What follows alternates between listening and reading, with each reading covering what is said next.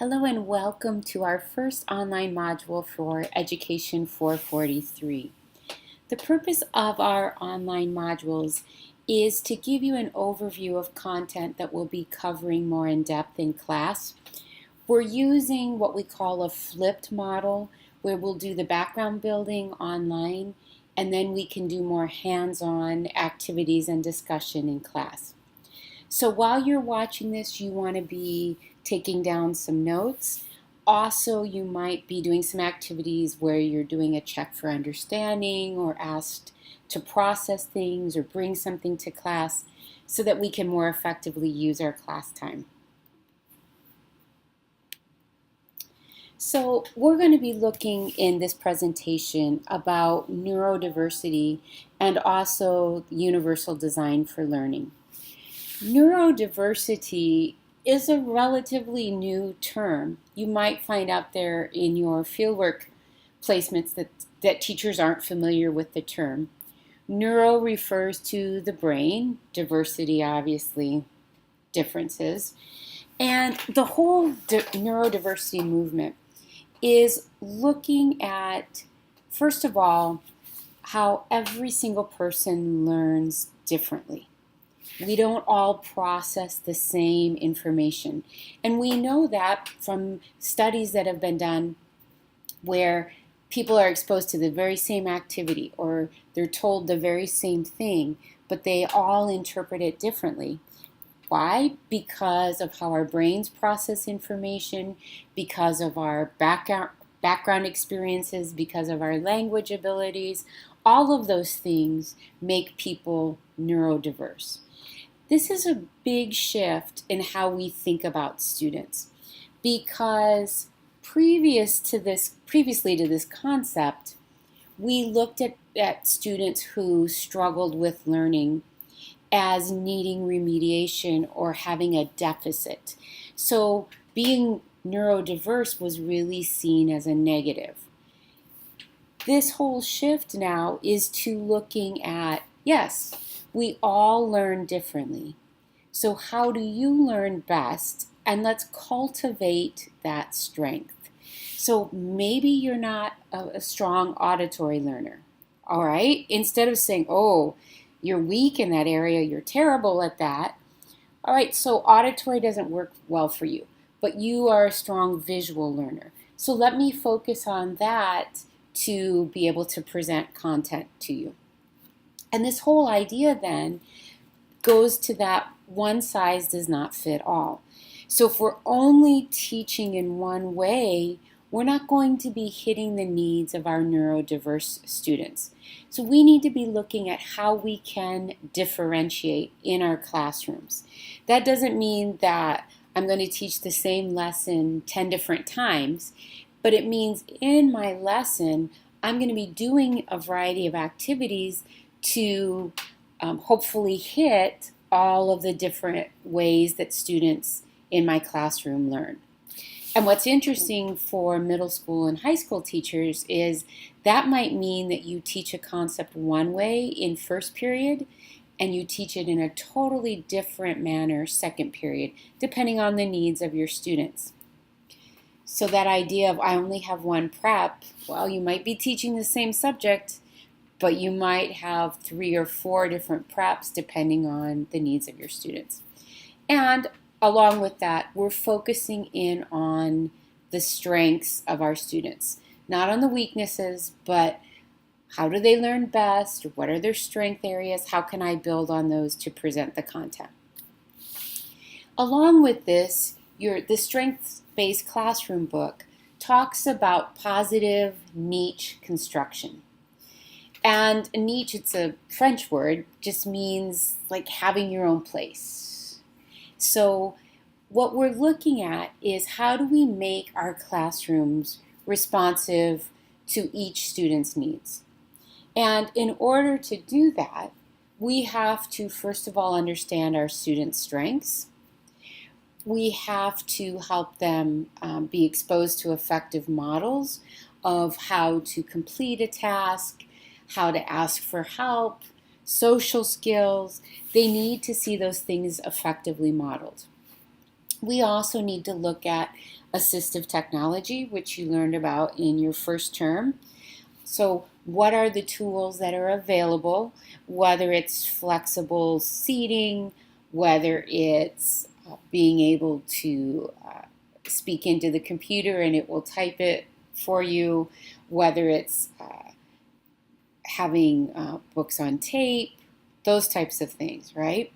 We need to look at the strategies that we're using to make sure we're not just stuck in that teacher as the sage on the stage who's just lecturing 40 minutes out of the 50-minute period. We need to be collaborating with other staff members. Hey, how is Juanito doing in your third period class? This is what's happening to me. Any ideas? Also, support staff. So if we have students who have been identified as needing special education services, and we have staff members who are either coming into our classrooms to support or doing a pull-out program, are we communicating with them? Are we using their skills effectively? And also looking at modifications to the physical environment. And this quote kind of sums up what it is about a niche construction. When a flower doesn't bloom, you fix the environment in which it grows, not the flower. Right? So instead of blaming it on the student, it's all right, what can we do differently in our classroom environment or our school environment to support the needs of the student? And this is a challenge when we're dealing with 150 different students a day, which is why that collaboration with other teachers and support staff is so important. Another concept that we're going to be talking a lot about is universal design for learning. And we abbreviate it UDL because we abbreviate everything in the field of education. And this is actually a framework that was developed starting in the late 90s to improve access to learning for our neurodiverse learners. And you can go online and find out tons about universal design. But basically, it boils down into these three components. It's thinking about what our students are learning. How is it presented to them? How are we helping students make sense out of it? Connecting with what we're teaching? Then how are we expecting students to express their learning?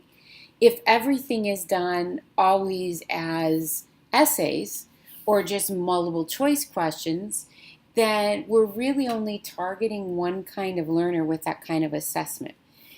But if we open it up and give students some flexibility on how they want to show us what they've learned, then we're allowing them to work in their strength areas.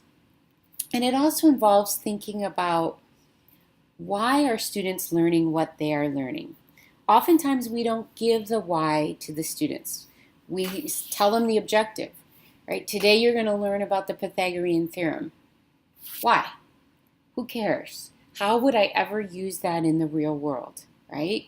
So we need to really be thinking about those and spending time being able to come up with real life examples of how it would be used, applications, things that are going to make our students more interested in that. So some of the basic components that we need to think about as we are implementing universal design for learning, UDL, in our classroom are these things that are listed here. And so often we just take these things for granted. Right? We set up our classrooms in rows because that's how our high school teachers did it or our college students did. Oftentimes at middle school, high schools, we don't see a lot of grouping. It's just one-on-one. Oftentimes we expect the older students, hey, they should just be able to get the content from the textbook. Lesson design, as I already mentioned, we tend to fall into that sage on the stage. And we want to, that's okay to do sometimes, but remember you're really only targeting one type of learner by doing that. Homework, oftentimes it's the same old, same old. If homework is always the same, once again, we're targeting students who are strong in that one, whatever area, however we're setting it up. And we're often missing the mark for a lot of our other students. Assessment, we already talked about. Technology. Technology can really be our friend to help differentiate, especially as I'm sure you've already seen, you might have, as a middle school English teacher, you might have students reading at the 3rd grade level on up to the 10th grade level. So how do we meet their needs when we're just one teacher, right? So we'll be exploring all of these things. UDL does not look like this. And yet this is often so frequently what we see in our secondary classes, right? Sage on the stage, sage on the desk in this one.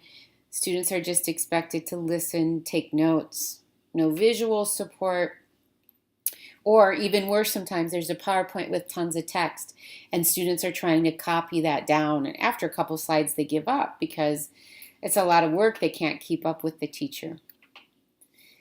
What we want to see in classrooms where we're providing that positive niche is like this. We're going to see more small group discussion, the teacher interacting more with students one-on-one or in those small groups. We're going to see the incorporation of technology. We're going to see students working together. We're going to see them up and moving, like in the second picture, hands-on things. Those are the things that make UDL UDL.